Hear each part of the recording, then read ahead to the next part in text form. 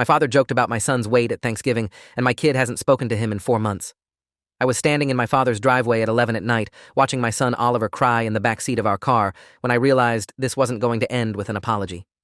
The porch light threw long shadows across the lawn, and through the living room window, I could see my father sitting in his recliner, like nothing had happened, like he hadn't just destroyed a 12-year-old boy with 6 words at the dinner table.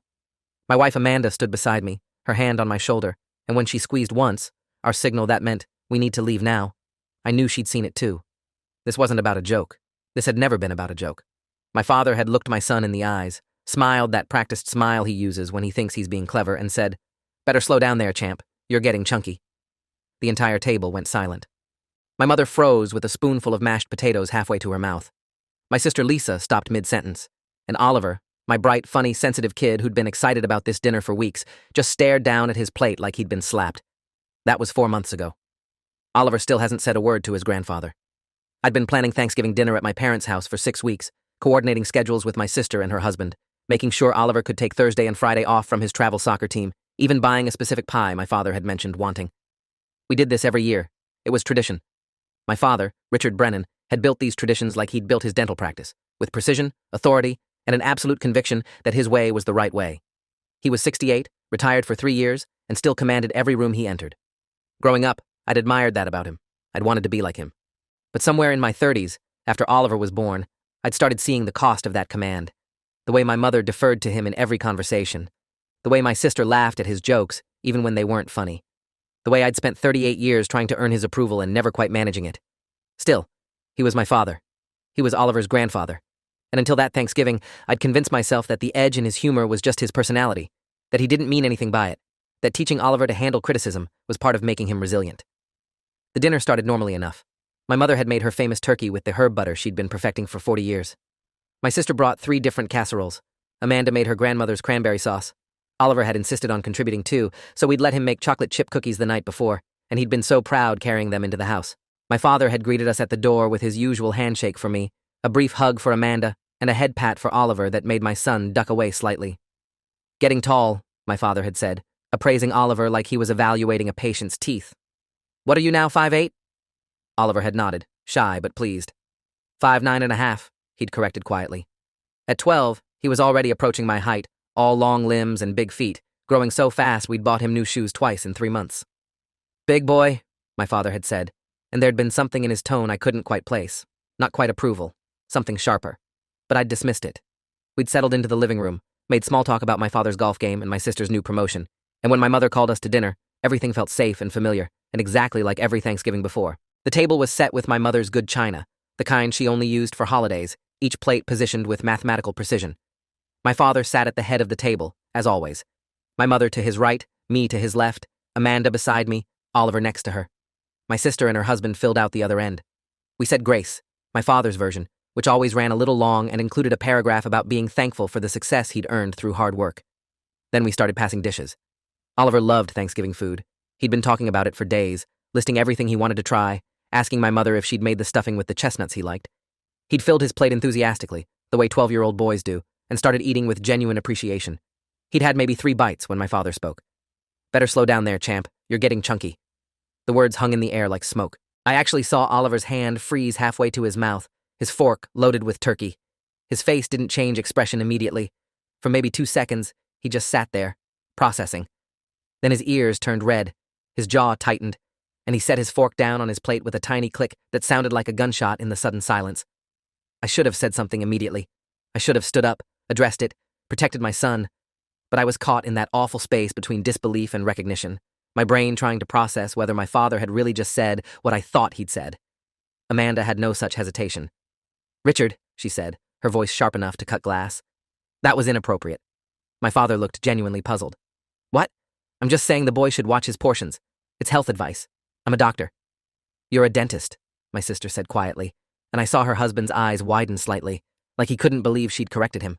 My father waved his hand dismissively. "Medical professional. Same principle. The kid's putting on weight. Better to address it now before it becomes a problem." He looked at Oliver, smiling. "No offense, champ. Just looking out for you." Oliver didn't respond. He was staring at his plate, his shoulders hunched, his breathing careful and controlled in that way that meant he was fighting tears. "Dad," I said, finding my voice finally. Oliver's fine. He's growing. His pediatrician says he's perfectly healthy. My father cut into his turkey. Well, you can always get a second opinion. I'm just saying what I see. Boy's got a belly on him. And that's when Oliver pushed back from the table and left the room. I found him in the bathroom, sitting on the closed toilet lid, his face buried in his hands. He wasn't crying yet, but his whole body was shaking with the effort of holding it in. When I knocked, he said, "I'm fine," in a voice that was anything but fine. I opened the door anyway. "Ollie," I said. He looked up at me, and his face was scarlet with humiliation and anger. "Am I fat?" he asked. "What? No, buddy, you're not. Grandpa thinks I'm fat." "Grandpa's being an asshole," I said, and using that word, a word I never used with Oliver, seemed to startle him enough that he actually focused on me. "You're 12. You're growing. You're supposed to look exactly how you look. Your doctor literally told us at your last checkup that you're in the 75th percentile for height and 50th for weight. You're perfect." Oliver shook his head. Everyone heard him. They all heard him say I was chunky. His voice cracked on the last word. And they're all sitting out there thinking he's right. I crouched down so I was at his eye level. Anyone who agrees with what Grandpa said is wrong, including Grandpa. That was cruel and unnecessary and completely inappropriate. Oliver wiped his eyes. "Can we go home?" And I should have said yes. I should have walked out right then, taken my son home, protected him from any further exposure. But I was still operating under old programming, still trying to smooth things over, still believing that family meant tolerating this kind of thing. "Let's just get through dinner," I said. "Grandpa will probably apologize." Oliver looked at me like I'd betrayed him. "He won't," he said. "He never does." And my 12-year-old son was absolutely right. When we returned to the table, my father was holding court about some story from his dental practice, completely unconcerned. My mother gave Oliver a sympathetic smile but said nothing. My sister mouthed, "I'm sorry," across the table. Amanda was radiating fury, her jaw so tight I could see the muscle jumping. Oliver sat down and didn't touch his food. He didn't speak for the rest of the meal. When my mother brought out dessert, including Oliver's cookies, my father made a show of taking one, examining it and saying, "Well, at least the kid's good at baking. Plenty of practice eating them, I bet." He laughed. He actually laughed.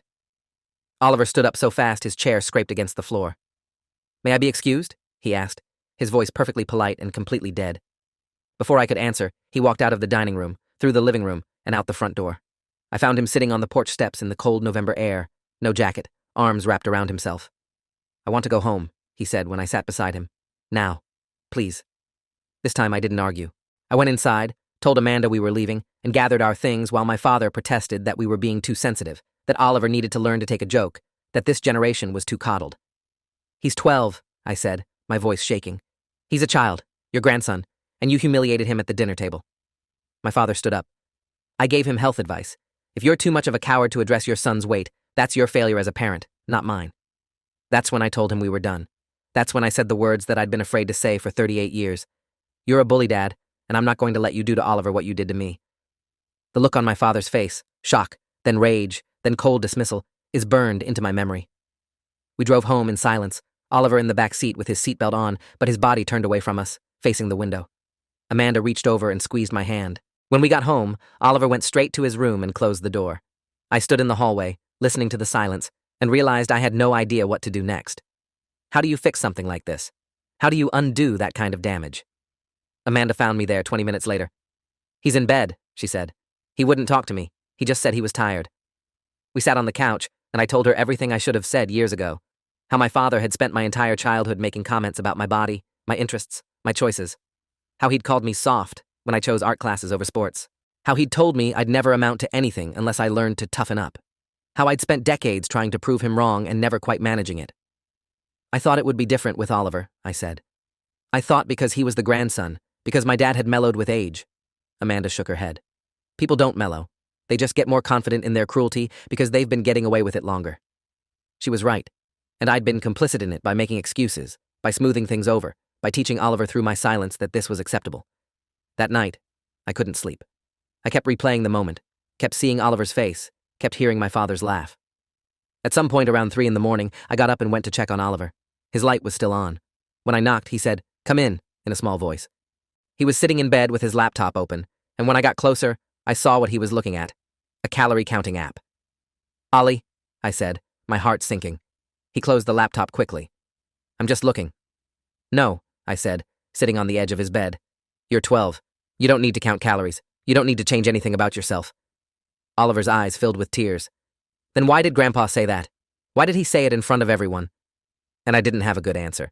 I didn't have any answer that would make sense to a 12-year-old boy who'd just learned that someone who was supposed to love him could be cruel. The next morning, Friday, Oliver came down to breakfast and announced he wasn't hungry. This was a kid who normally ate 3 bowls of cereal and asked what was for lunch before he finished. Amanda and I exchanged glances. "You need to eat something," I said. Oliver shrugged. "I'm not hungry. Is that okay? Or is that not allowed either?" The edge in his voice was new. So was the way he looked at his body when he passed mirrors, the way he pulled at his shirt to make sure it wasn't clinging to his stomach. By Sunday, he'd skipped 5 meals. By Monday, when I tried to make him his favorite breakfast, pancakes with chocolate chips, he said, "I thought you said I was perfect the way I am. So why do you keep trying to make me eat?" This was when I realized we were in real trouble. This wasn't just hurt feelings. This wasn't just a bad Thanksgiving that would fade with time. My father's comment had planted something dark in my son's mind, and it was growing. I called Oliver's pediatrician, Dr. Rachel Kincaid, first thing Monday morning. She'd been Oliver's doctor since he was born, had seen him through ear infections and broken bones and growth spurts. When I explained what had happened, her voice went cold. "Bring him in today," she said. "I'll make room." We got an appointment for 4 o'clock. Oliver protested. "I'm fine, Dad. You're overreacting." But I insisted. In Dr. Kincaid's office, she took Oliver's vitals, checked his weight and height, and then asked him directly, "Oliver, your dad told me your grandfather made some comments about your weight. How are you feeling about your body?" Oliver shrugged. "Fine. Are you eating normally?" Shrug. "Have you been thinking about restricting your food or losing weight?" Oliver looked at me, then back at her. "Maybe I should. Grandpa's right. I am chunky." Doctor. Kincaid set down her clipboard. "Oliver, I'm going to tell you something, and I need you to hear me. You are not chunky. You are not overweight. You are 12 years old, and your body is doing exactly what it's supposed to do. You're in a growth phase. Your body is getting ready to shoot up another few inches, and it needs fuel to do that. What your grandfather said was medically incorrect and psychologically harmful." Oliver's face was skeptical. "He's a dentist. He knows about health stuff." "I'm a pediatrician, doctor," Kincaid said. "I've been studying child development and nutrition for 15 years, and I'm telling you, as your doctor, that you are perfectly healthy. Your BMI is in the normal range. Your growth curve is excellent. There is nothing wrong with your body." She pulled up his growth chart on her computer and showed him the curves, explaining how his height and weight had tracked consistently along the same percentile lines for years. "See? Steady, healthy, normal. That's what we want to see. If you start restricting food or trying to lose weight right now, you could seriously damage your growth and development." Oliver stared at the chart. "Then why did Grandpa say that?" Doctor. Kincaid leaned back in her chair. "I can't speak to your grandfather's motivations, but I can tell you that making comments about a child's weight or appearance is inappropriate and harmful, regardless of who says it. And Oliver, I'm concerned about the fact that you've been skipping meals. That's not healthy. That's actually the beginning of disordered eating, and we need to address it now before it becomes a pattern." She looked at me. "I want to refer you to a therapist who specializes in adolescent self-esteem and family dynamics. Dr. Natalie Morrison," I interrupted. "Not Morrison. Different name." Dr. Kincaid blinked, confused, but pulled up her referral list. "Okay. Dr. James Fletcher, then. He's excellent. Works with kids and families dealing with exactly this kind of issue. I'm going to send the referral today." Oliver was quiet on the drive home. Finally, he said, "Am I going to have to see a therapist because of what Grandpa said?" "You're going to see a therapist because what Grandpa said hurt you, and therapists are experts at helping people process hurt. Just like doctors are experts at fixing broken bones. It's just a different kind of help." Oliver nodded slowly. Then, "Is Grandpa going to apologize?" And I wanted to say yes. I wanted to promise my son that his grandfather would realize what he'd done and make it right. But I couldn't lie to him. "I don't know," I said. "I hope so. But even if he doesn't, that doesn't mean what he said was okay." Oliver looked out the window. "I don't want to see him," he said quietly. "Ever." And I didn't argue. My father called that Wednesday, not to check on Oliver, not to apologize, to tell me I was overreacting to a harmless comment, and that I was raising Oliver to be weak. I listened for maybe 30 seconds before I hung up on him. He called back immediately. I didn't answer. He left a voicemail. "David, you're being childish. Call me back and we'll discuss this like adults." I deleted it. My mother called next, her voice soft and pleading. "David, honey, your father didn't mean anything by it. He's just concerned about Oliver's health. Can't you just smooth this over? It's almost Christmas." "Mom," I said, "Oliver has stopped eating regular meals because of what Dad said. We're seeing a therapist. This isn't something to smooth over." There was a long pause. Then, "Well, maybe it would be good for Oliver to lose a few pounds anyway. Your father does have a point." I hung up on her too. And that's when I understood that this wasn't going to be a one-time incident that got resolved with an apology. This was a fundamental clash of values, and my parents were not going to change. The therapist appointment was scheduled for the following Monday. Dr. James Fletcher was in his early 50s, with a calm presence and an office full of comfortable chairs and stress balls and fidget toys. He met with Oliver alone first, then with Amanda and me, then with all of us together. Oliver told me what happened at Thanksgiving, he said during our joint session. And I want to validate that what your father said, David, was inappropriate and harmful. Comments about a child's body, especially from a trusted family member, can have significant psychological impact. What we're seeing with Oliver is the beginning of body dysmorphia and food restriction. It's early enough that we can address it, but it requires Oliver to feel safe and supported. He looked at Oliver. And it requires removing the source of the harm. Oliver looked up. You mean I don't have to see Grandpa? Dr. Fletcher shook his head. Not unless and until he acknowledges what he did wrong, apologizes sincerely, and demonstrates real change in his behavior. And even then, only if you want to. Oliver's shoulders dropped, like he'd been carrying a weight, and someone had finally lifted it. Really? Really, Dr. Fletcher confirmed. He looked at me. David, this is going to require you to set and maintain firm boundaries with your parents. That may feel uncomfortable. It may cause conflict. But your primary responsibility is to protect your son's mental and physical health, not to manage your parents' feelings. I nodded, but my throat was tight. Setting boundaries with my father felt like standing on the edge of a cliff. The first real test came 2 weeks later, when my father showed up at our house unannounced on a Saturday morning. Oliver was in the kitchen making breakfast, a good sign. He'd started eating again after 3 sessions with Dr. Fletcher, when the doorbell rang. I answered it to find my father standing on the porch, holding a wrapped present. Thought I'd stop by and see my grandson, he said, like nothing had happened. Early Christmas present. Behind me, I heard Oliver's footsteps stop. Dad? I said quietly. You can't be here. My father's eyebrows rose. Excuse me? Oliver isn't ready to see you. We discussed this. You said something that hurt him deeply, and until you're willing to acknowledge that and apologize, we're maintaining distance. My father's face darkened. I'm not going to apologize for telling the truth. The boy needs to hear it, and you're enabling him by protecting him from honest feedback. He's 12, I said, my voice rising despite my efforts to stay calm. He doesn't need honest feedback about his body from you or anyone else. He needs support and love and acceptance. What he needs, my father snapped, is discipline and structure. What he needs is a father who isn't afraid to leave, I said. Now. My father stared at me. You're seriously choosing this hill to die on? You're going to destroy our relationship over a simple comment? You destroyed your relationship with your grandson, I said. I'm just protecting him from further damage. Leave. Please. For a moment I thought he might push past me, might try to force his way in. But then Amanda appeared beside me, her arms crossed, her face set. Richard, she said, you need to go. My father looked between us, then shook his head slowly. You're both going to regret this, he said. You're raising that boy to be a victim. He'll never survive in the real world if you keep coddling him. He dropped the present on the porch and walked back to his car. I watched him drive away, my hands shaking. Oliver appeared in the hallway. Is he gone? He asked quietly. He's gone, I confirmed. Oliver nodded. Good. And he went back to the kitchen to finish his breakfast. Christmas came and went without my parents. It was the first holiday in my entire life I hadn't spent with them. My sister called to ask if we were coming to the family dinner at my parents' house. No, I said. Oliver's not comfortable seeing Dad. David, Lisa said carefully, I understand you're upset, but it's Christmas. Can't we just put this aside for one day? Lisa, our father made 2 cruel comments about Oliver's body in front of the whole family. Oliver has been in therapy for a month because of it. This isn't about me being upset. This is about protecting my son. But Dad's never going to apologize, she said. You know how he is.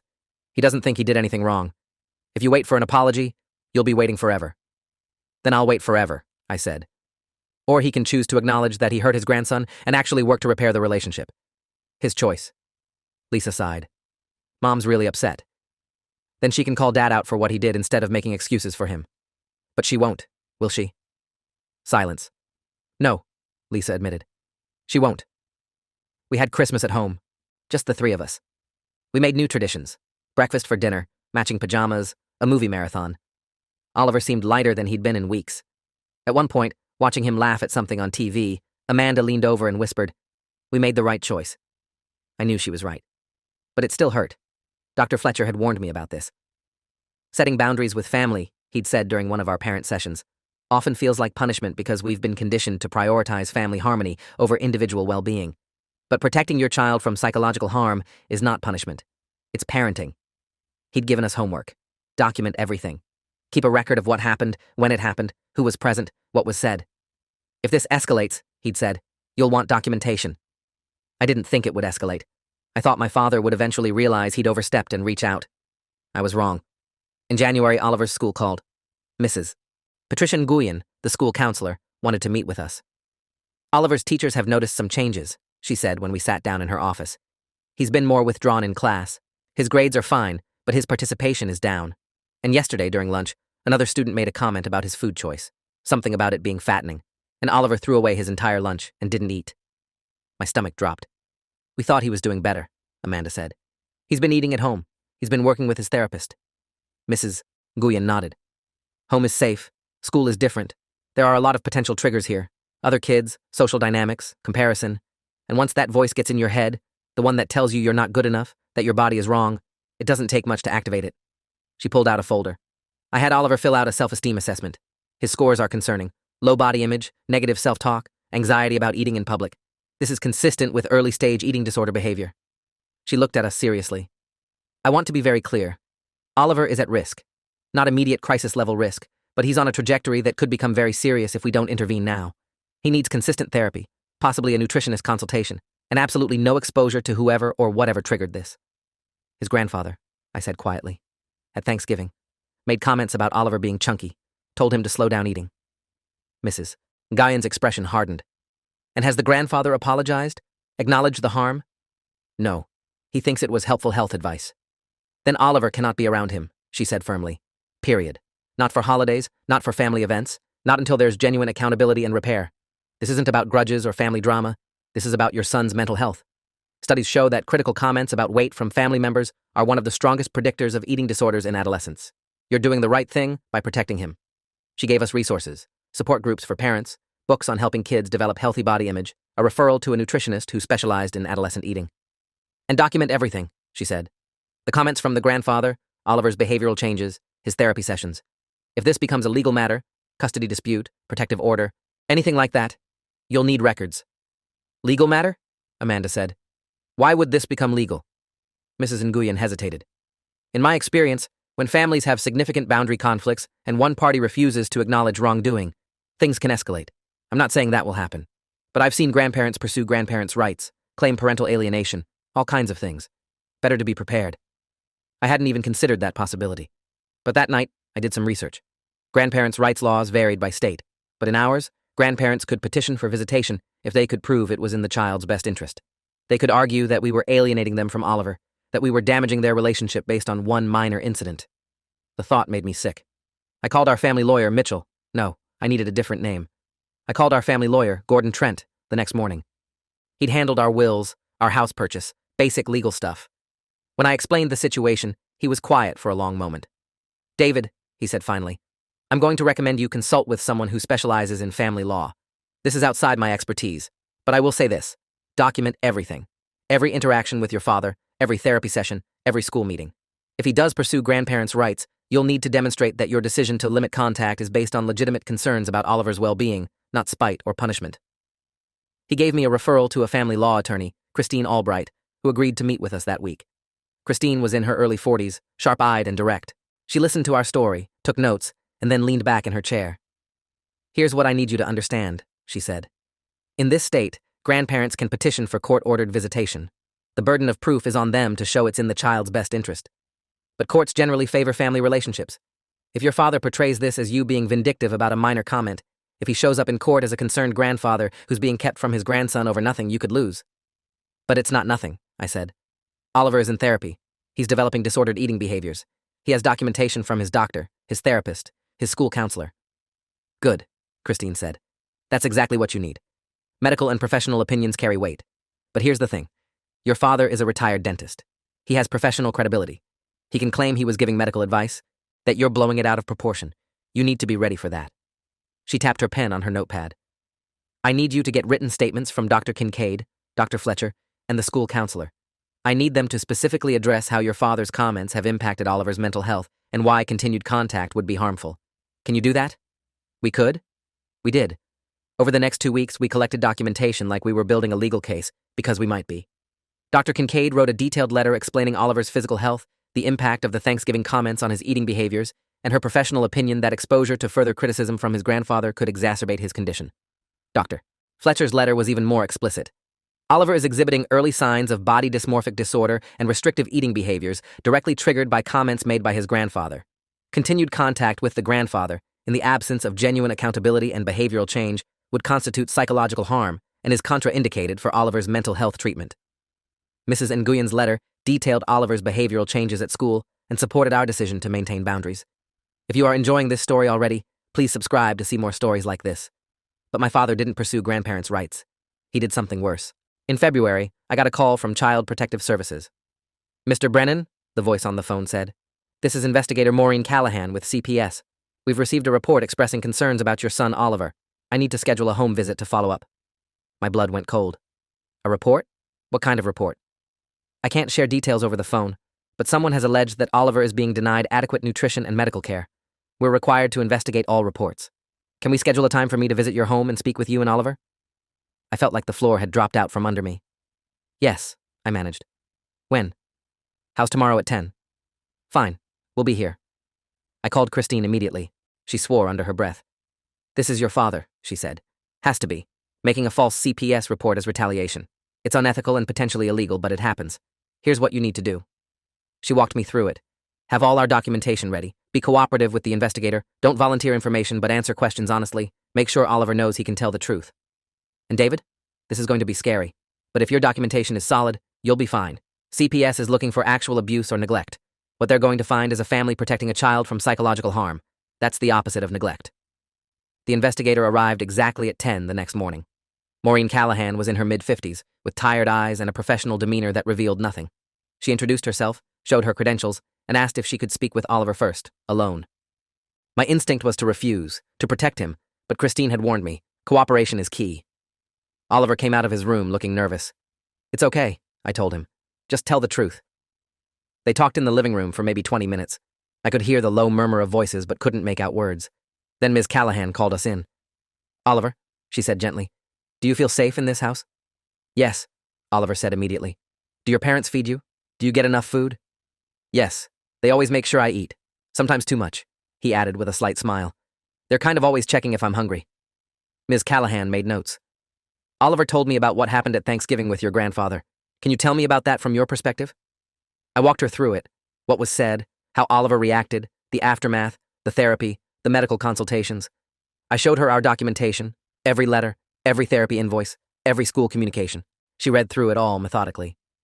"And you've cut off contact with your father because his comments triggered disordered eating behaviors in my son. Because every medical professional we've consulted has advised that continued contact would be harmful. Because my first responsibility is protecting Oliver's mental health, not preserving my father's access to him." Ms. Callahan nodded slowly. "The report alleged that you were withholding food from Oliver as punishment, that he was underweight and malnourished, that you were denying him medical care." "That's completely false," Amanda said. "Oliver sees his pediatrician regularly. He's in weekly therapy. We're working with a nutritionist. If anything, we're hypervigilant about his health." "I can see that," Ms. Callahan said. She closed her folder. "Mr. and Mrs. Brennan, I'm going to be frank with you. This report appears to be retaliatory and false. Oliver is clearly healthy, well cared for, and receiving appropriate medical and therapeutic support. Your home is clean and safe. There are no signs of neglect or abuse. I'm going to close this case as unfounded." The relief was overwhelming. "Thank you," I said. "But," she continued, "you should know that making false reports is serious. If you believe you know who made this report and it was done in bad faith, you can pursue legal action." "We know who made it," I said quietly. "My father." Ms. Callahan's expression hardened. "Then I'd suggest documenting this incident and consulting with your attorney. False CPS reports as a weapon in family disputes are unfortunately common, and they waste resources that should be going to children who actually need our help." After she left, I sat on the couch with my head in my hands. "He called CPS on us," I said. "He tried to have Oliver taken away." Amanda sat beside me. "He failed. And now we have more documentation. This shows his pattern of behavior, shows he's willing to retaliate, shows his priority is control, not Oliver's well-being." She was right. But it felt like a violation, like my father had reached into our home and tried to destroy us. I called Christine. She was furious. "This is perfect," she said, and I must have made a sound of disbelief because she clarified, "Not perfect that it happened. Perfect documentation that your father is acting in bad faith. CPS investigations are on record. The investigator found the report false and retaliatory. If your father ever tries to pursue grandparents' rights now, you have evidence that he weaponized the child welfare system. That plays very badly in court. She paused. David, I think it's time to send your father a cease and desist letter. Formal, legal, on my letterhead, outlining the harm he's caused, the boundaries you're setting, and the consequences if he continues to harass your family. Will that make him stop? I asked. Maybe. Maybe not. But it documents that you've clearly communicated your boundaries, and if he violates them, you have legal recourse. It also might wake him up to the fact that this is serious, that you're not backing down. We drafted the letter that afternoon. It was 2 pages of legal language that boiled down to stay away from our family, stop making false reports, stop attempting contact, or we will pursue a restraining order and legal action for harassment. Christine sent it via certified mail. My father signed for it 3 days later. And then, silence. For 2 weeks, nothing. No calls, no visits, no retaliatory actions. Oliver continued therapy. His eating slowly normalized, though Dr. Fletcher warned us that recovery would be ongoing, that triggers might pop up, that we needed to stay vigilant. School reported he was participating more, seeming lighter. One night at dinner, Oliver said, I think I want to tell Grandpa how he made me feel. Amanda and I exchanged glances. Why? I asked carefully. Dr. Fletcher says sometimes people hurt us because they don't understand how their actions affect others. Maybe if Grandpa knew how bad he made me feel, he'd realize he was wrong. I wanted to protect Oliver from disappointment, from learning that sometimes people don't care how they make you feel. But Dr. Fletcher had actually mentioned this as a possible step in Oliver's healing. Controlled communication, written not verbal, with no expectation of response.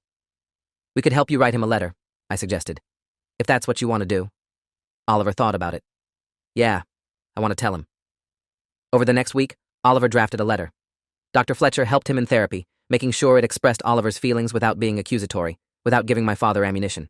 The final version was heartbreaking. Dear Grandpa, at Thanksgiving you said I was chunky and should slow down eating. It really hurt my feelings and made me feel bad about myself. Since then, I've been worried about eating too much and looking at myself in the mirror differently. I had to go to a therapist to help me feel better. I don't understand why you said those things, but I want you to know they weren't funny or helpful. They were mean, and they made me feel like you don't love me the way I am. I miss the grandpa who used to play games with me and teach me things. But I can't be around you if you're going to say things that make me feel bad about my body. If you want to see me again, I need you to understand that what you said was wrong and that you'll never say anything like that again. Love, Oliver. We sent it. Certified mail, like the cease and desist. My father signed for it. We waited for a response. Days passed, then a week, then 2, nothing. He's not going to respond, Oliver said one night, his voice flat.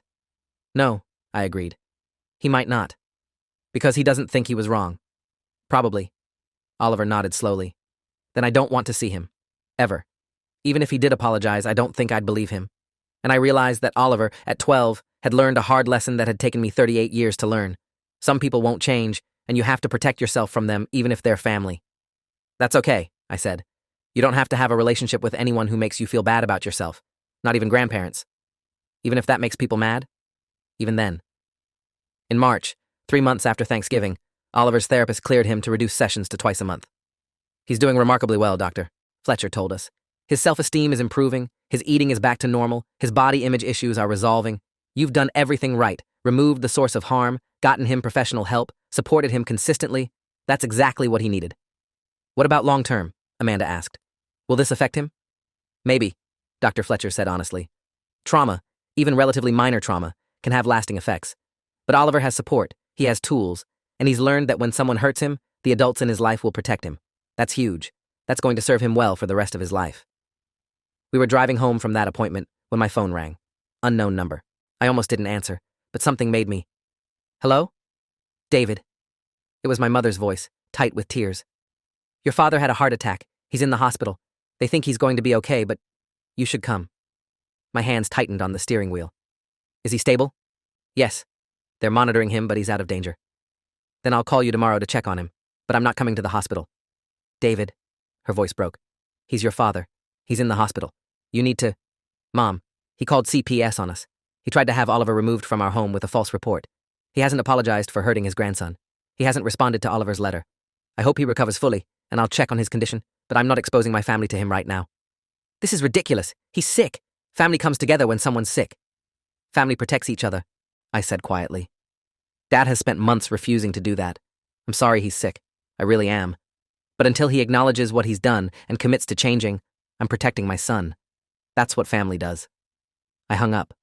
Oliver, who'd been listening from the back seat, said, "Is Grandpa okay?" "They think so. He had a heart attack, but he's stable." "Oh." A pause. "Do you want to go see him?" "Do you want me to?" I asked. Oliver shook his head. "No, but I don't want you to feel bad if you need to." The maturity in that statement, the awareness that I might have conflicting needs, the permission to prioritize myself, broke my heart. "I don't need to," I said.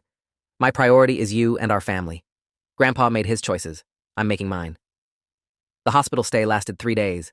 My sister kept me updated via text. My father was recovering well. He'd need lifestyle changes, diet, exercise, stress reduction. On day 2, Lisa texted, "Dad wants to talk to you." I didn't respond. On day 3, "He says he's ready to apologize." I called her. "Lisa, is he actually ready to apologize, or is he scared and trying to smooth things over so I'll visit him in the hospital?" Long silence. "I don't know," she admitted. "Maybe both?" "Then no. If he wants to apologize to Oliver, he can write a letter. A real one, acknowledging specifically what he did wrong and how it affected Oliver. Not a sorry you were offended non-apology. A real acknowledgement of harm. And even then, Oliver gets to decide if he wants a relationship with him. David, he's 78 years old. He just had a heart attack. Can't you just—" "No," I said firmly. "I'm done making excuses for him. I'm done prioritizing his comfort over my son's well-being. If he wants to repair this, the path is clear. Acknowledge wrongdoing, apologize sincerely, demonstrate real change. Otherwise, we're done." Lisa sighed. "You've really changed." "Yeah," I said. "I have. I finally learned to put my kid first." My father came home from the hospital. A week passed, then 2. No letter came, no apology, nothing. And slowly, I realized this was it. This was how it ended. Not with a dramatic confrontation or a final showdown. Just with silence and distance and the choice to protect my son over maintaining a toxic relationship. Oliver seemed okay with it. Better than okay, actually. In April, he joined the drama club at school. In May, he made honor roll for the first time in 2 years. In June, at the end of year assembly, he won an award for Most Improved Confidence. Watching him walk across the stage, smiling, standing straight, I felt Amanda squeeze my hand. "We did the right thing," she whispered. "Yeah," I said. "We did." 4 months after Thanksgiving, Oliver and I were cleaning out the garage when he found an old photo album. He flipped through it, stopped on a picture of him and my father from 3 years ago, both of them grinning at the camera. "I remember that day," Oliver said. "We went to the Science Museum. Grandpa knew everything about the dinosaur exhibit. It was fun." "Yeah," I said carefully. "You guys had good times." Oliver stared at the photo. Why did he have to ruin it? And that was the question, wasn't it? Why do people who love us also hurt us? Why do family relationships have to be so complicated? Why couldn't my father just be kind? I sat down beside Oliver. "Some people," I said, "learn to express love through criticism. They think pointing out flaws is helping. They were raised that way, or they're scared, or they're just broken in ways they can't fix. It doesn't make it okay. It doesn't mean you have to accept it, but it might help you understand that it's not about you.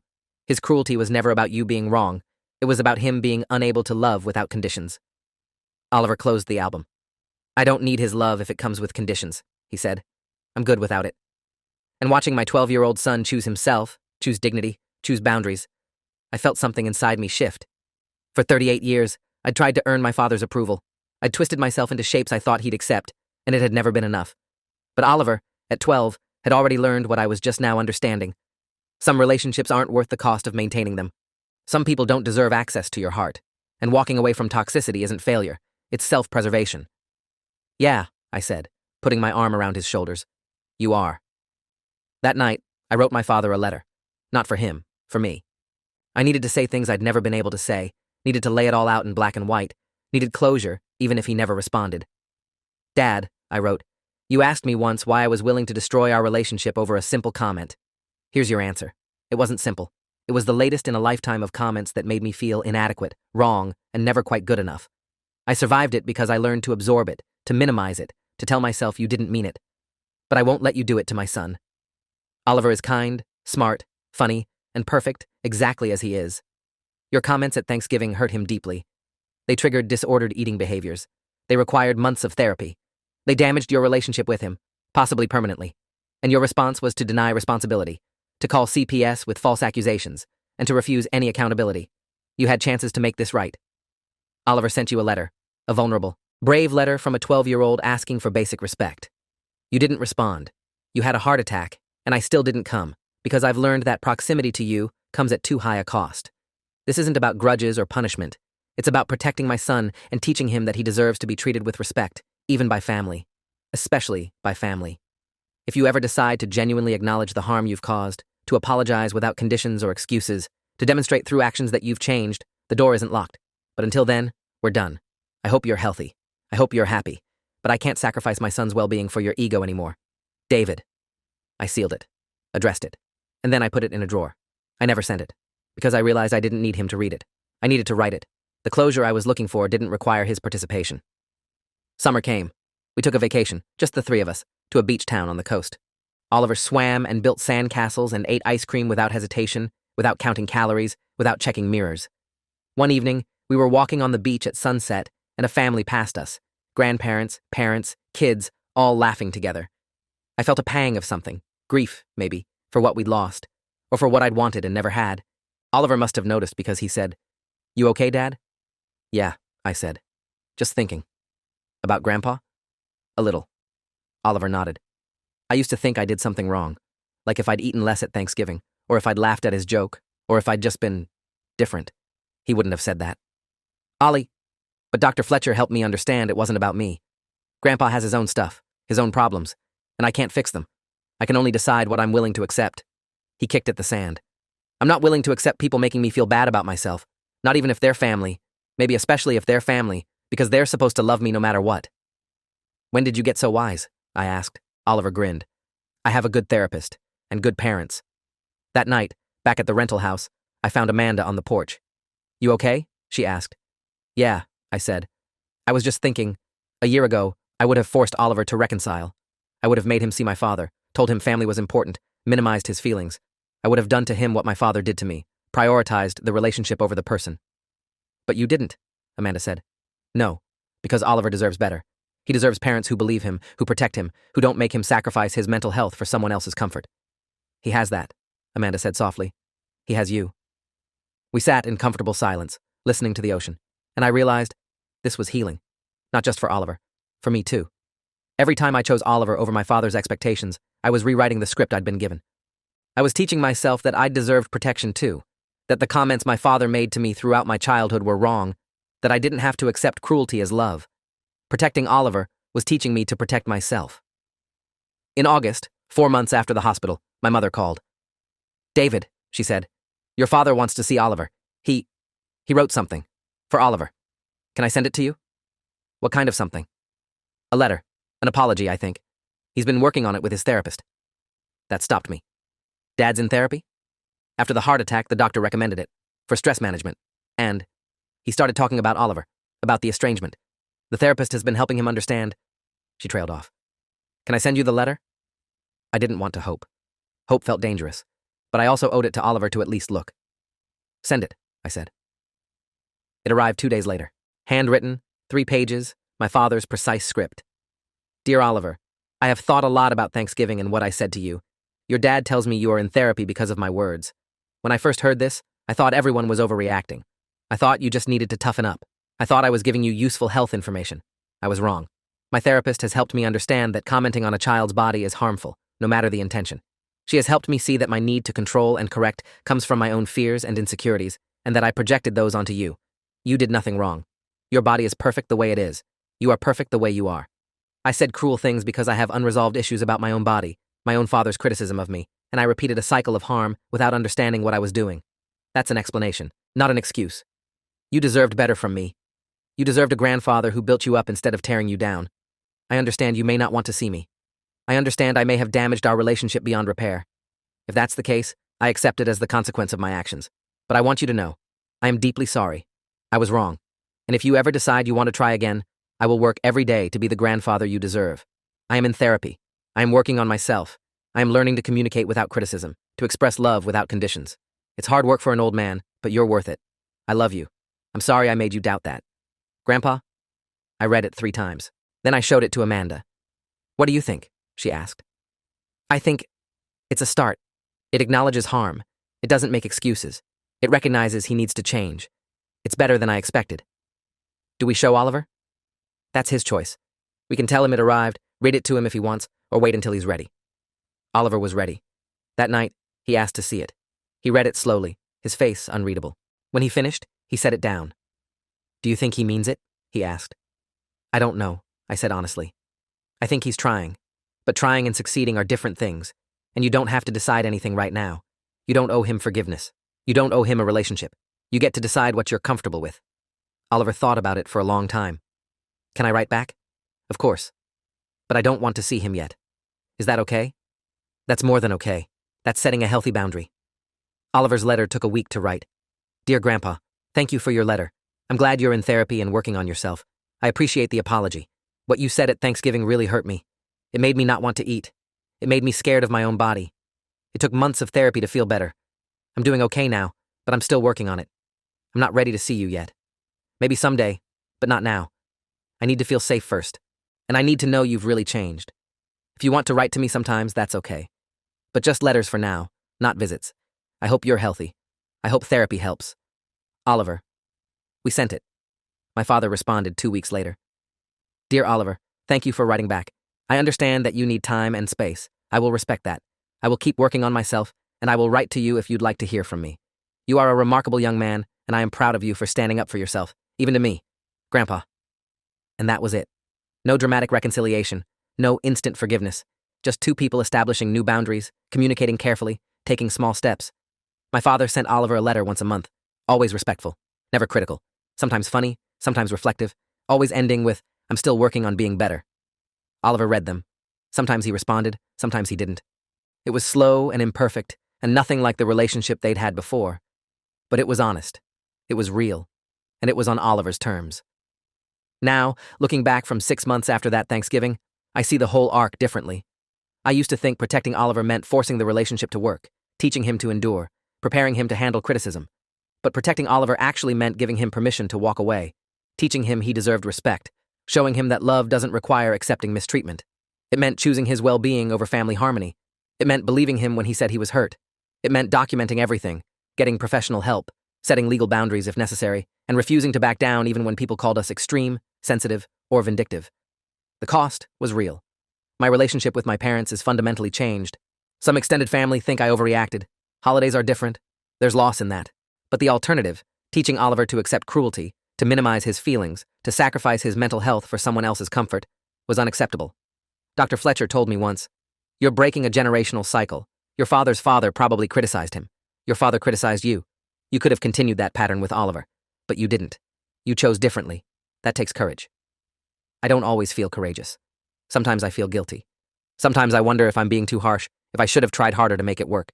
But then I look at Oliver, thriving in school, confident, healthy, surrounded by friends, no longer counting calories or checking mirrors, and I know. We made the right choice. 4 months after that first terrible Thanksgiving, Oliver hasn't spoken to his grandfather. But he speaks to himself with kindness. He stands up for friends who are criticized. He knows what boundaries look like. And he knows his parents will always, always choose him. That's worth everything we lost. That's worth the conflict, the estrangement, the uncomfortable conversations, the judgment from people who don't understand. Because my son learned something at 12 that took me 38 years to figure out. You don't owe anyone, not even family, access to your heart if they're going to use it to hurt you. Love without respect isn't love. And sometimes, the most loving thing you can do is walk away. 6 months in, we're still walking this path. My father's letters continue. Oliver's therapy continues. Our new family traditions continue. There's no neat resolution, no perfect ending. Just the ongoing work of healing, boundary setting, and choosing each other every single day. And honestly, that's enough. If you enjoyed this, you'll definitely want to see the next ones too.